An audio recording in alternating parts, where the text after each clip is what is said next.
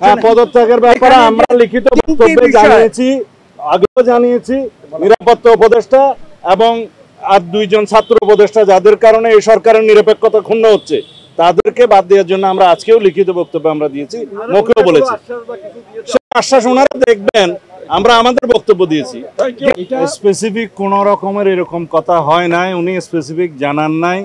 আমরা আমাদের দাবি জানিয়েছি, হয়তো বা ওনারা ওনার প্রেসের মাধ্যমে জানাবেন, সেই জন্য আমরা অপেক্ষা করব। এখনো প্রতিক্রিয়া জানানোর দরকার না, ওনারা প্রেস সেকশন কি বলে তারপরে আমরা প্রতিক্রিয়া দেব। ওনার প্রেসকে আগে কথা বলতে বলবে, তারপরে। হ্যাঁ, পদত্যাগের ব্যাপারে আমরা লিখিত বক্তব্যে জানিয়েছি, আগেও জানিয়েছি।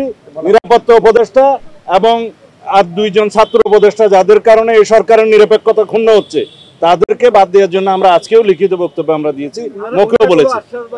সে আশ্বাস ওনারা দেখবেন, আমরা আমাদের বক্তব্য দিয়েছি। দিন বিচার ব্যবস্থা এই বিচার সম্পন্ন করবে, এটাও কোনো দিন তারিখ ঠিক করে দেওয়া সম্ভব না।